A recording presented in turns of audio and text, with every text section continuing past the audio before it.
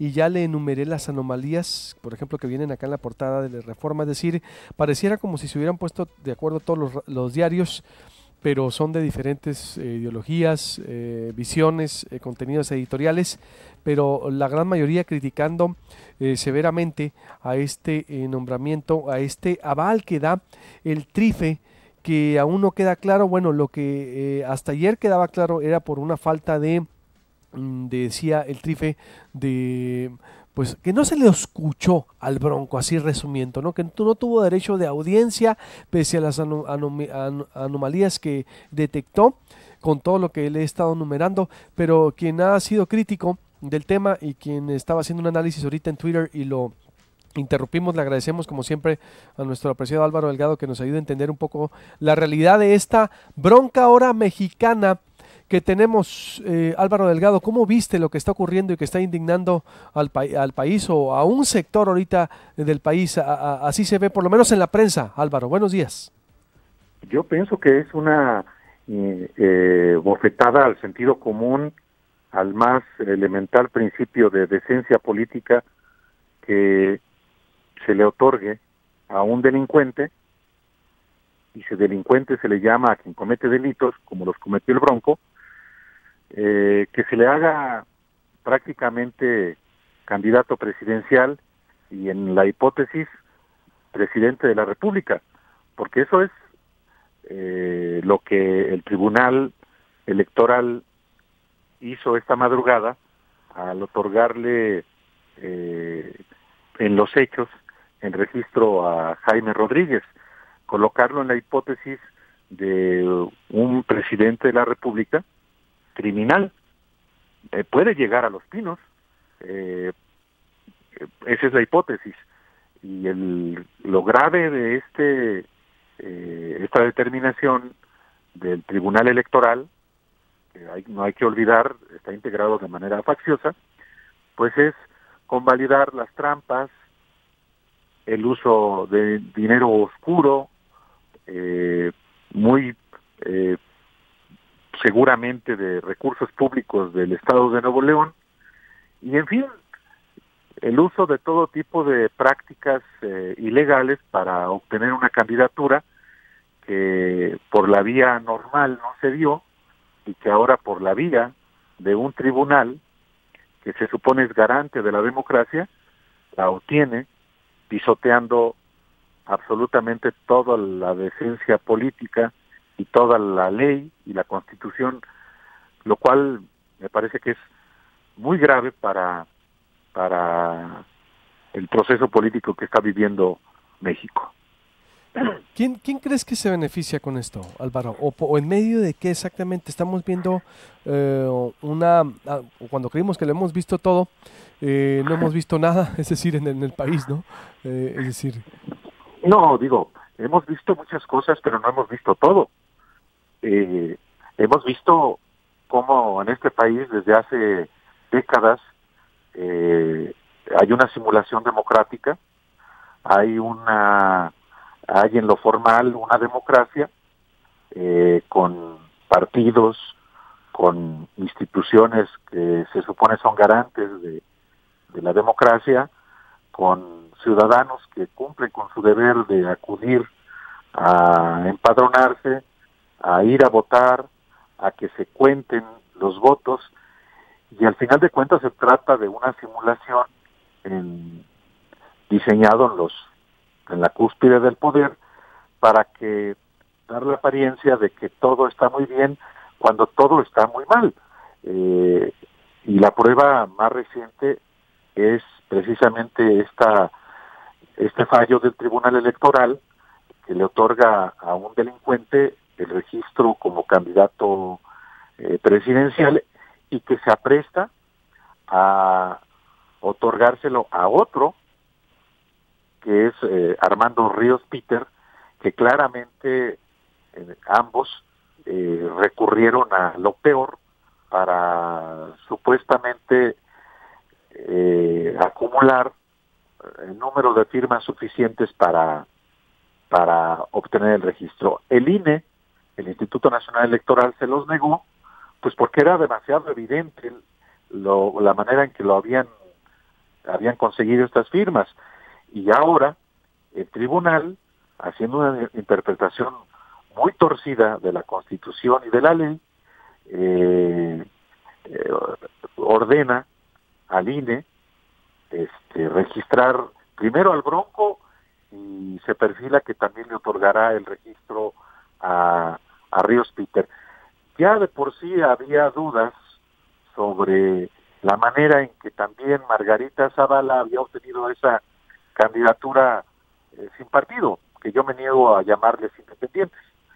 Pero lo del Bronco es inaudito, es un escupitajo del tribunal a los mexicanos, incluyendo aquellos que no creen en los partidos y que creen que las candidaturas independientes son una opción ante la degradación partidaria. No lo son tampoco. Ya nos dimos cuenta en el caso del Bronco, de Margarita Zavala y de Ríos Peter y de muchos otros que no lograron las candidaturas, que son capaces de hacer cosas peores que los partidos políticos y que lamentablemente corrompieron ya una figura novedosa en la legislación mexicana, que son las candidaturas independientes. Exacto, se daña la figura, ¿no? Que ha iniciado tan accidentada, por ejemplo, Álvaro, y que ha habido también cuestionamientos, por ejemplo, aquí en Sonora. ¿Quién gana o quién se beneficia, crees, desde tu punto de vista con esto? ¿O crees que el Bronco, tú decías ahorita, puede ganar? ¿Crees tú realmente que pueda tener tiempo como para remontar y ganar? No, el Bronco no puede, ya no vuelve a ganar ni en Nuevo León. Es un personaje muy funcional al statu quo, es decir, es una candidatura que se tramó en los círculos de poder en México, en Los Pinos naturalmente, y en el PRI, para dividir el voto opositor, y en particular el diseño de esa candidatura va en función de quitarle votos a López Obrador, de la misma manera que la candidatura de Armando Ríos Peter tiene como propósito restarle fuerza a López Obrador, como la propia candidatura de Margarita Zavala claramente favorece, o perjudica, perdóname, a Ricardo Anaya. Son cada una circunstancias diferentes, pero en el caso específico del Bronco no cabe ninguna duda de que es muy funcional al gobierno y al PRI.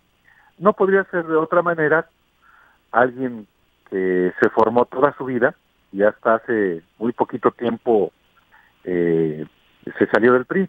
El Bronco es un político tradicional, marrullero, sucio, inescrupuloso, con labia para engañar, y así lo hizo en Nuevo León.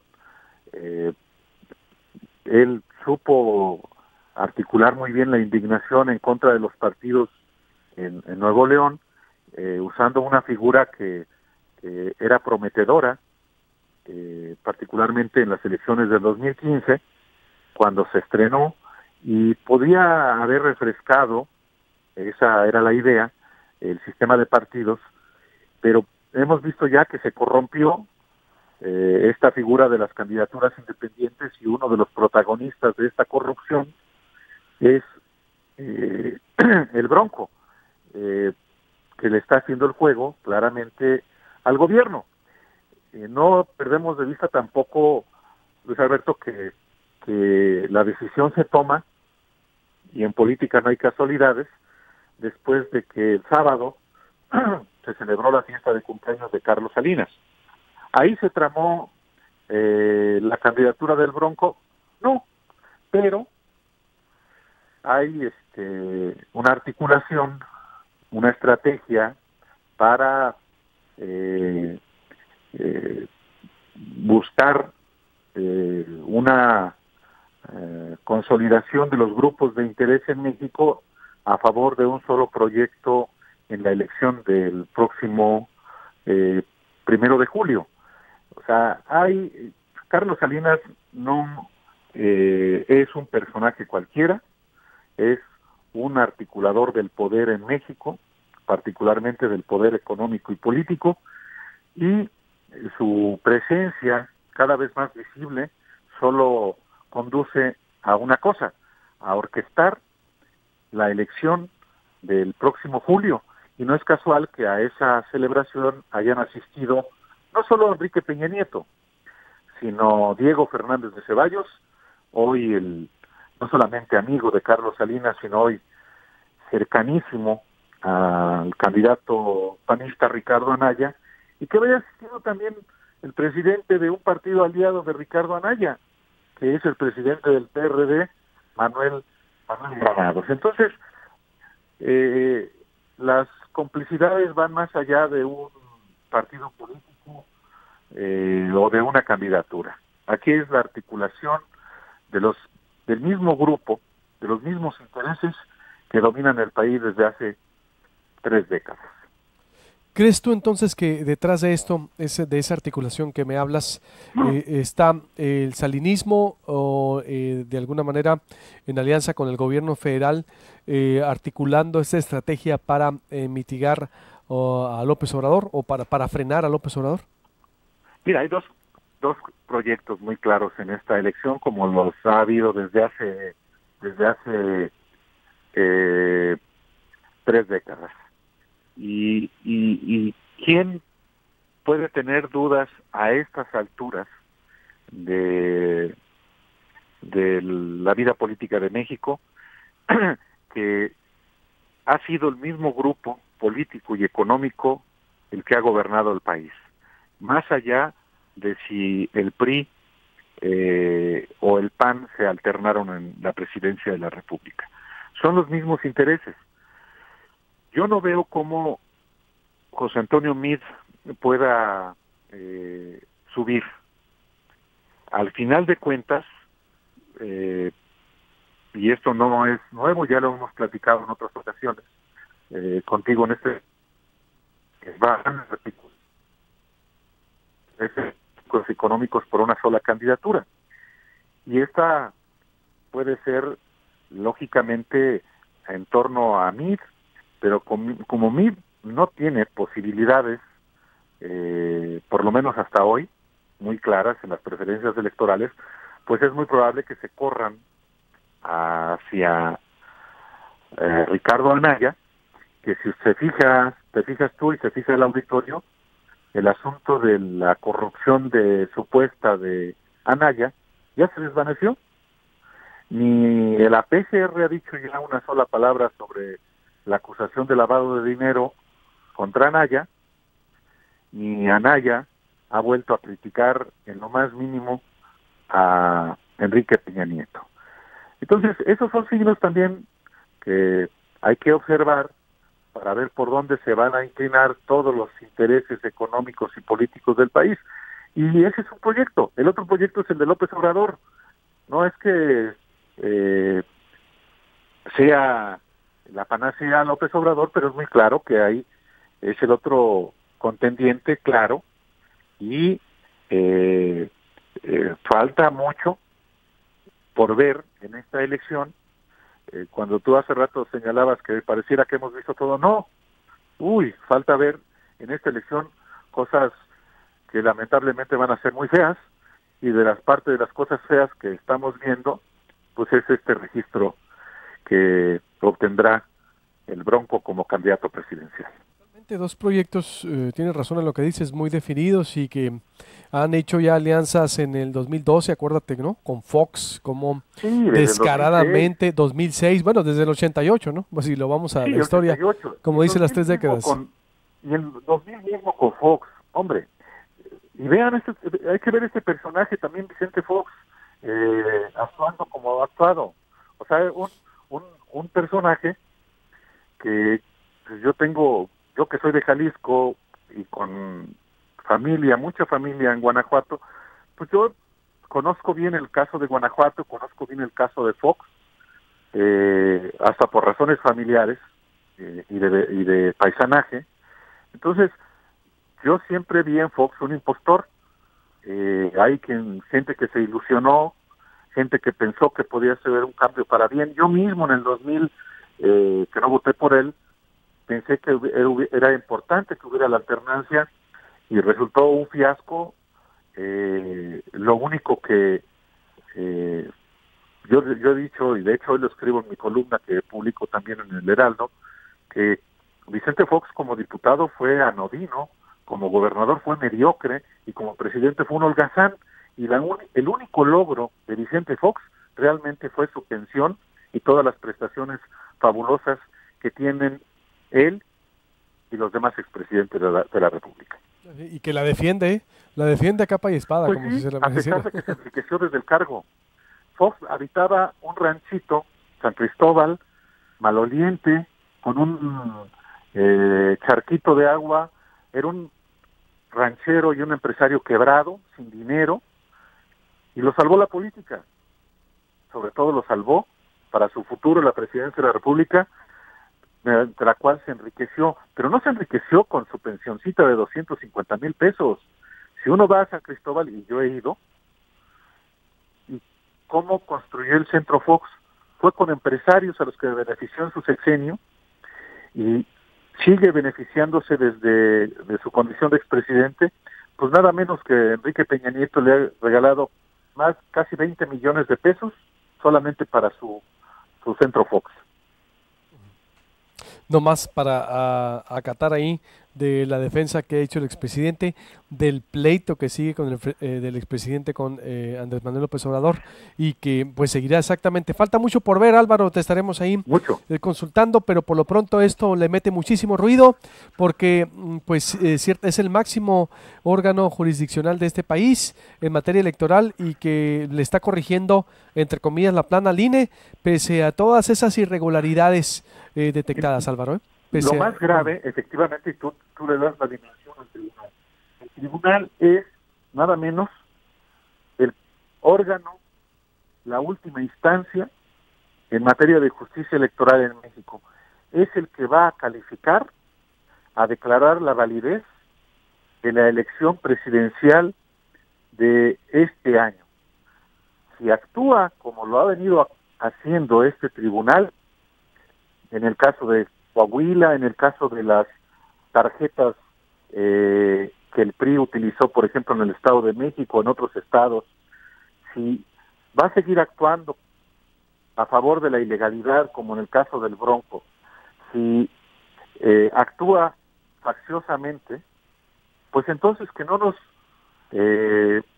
extrañe que, por ejemplo, aunque gane López Obrador, encuentre algún resquicio para anular la elección. ¿Son capaces de eso? Lo son. Entonces, ese es el asunto. Y no es solamente que perjudiquen o beneficien a López Obrador, olvidémonos de su nombre y de su partido.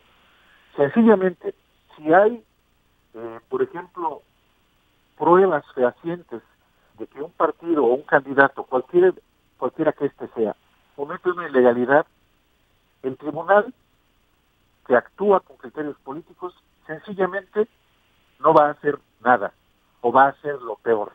Esa es la gravedad de una determinación como la que tomó el tribunal sobre el Bronco, y esta es la gravedad que sienta un precedente ominoso hacia la elección presidencial del próximo año. Perdón, de este año, de julio. De julio, exacto, el próximo julio. Totalmente de acuerdo. Muchas gracias, mi estimado Álvaro, como siempre, un abrazo y estamos en contacto. Un buen día a la auditoría, hasta luego. Exactamente, todavía apenas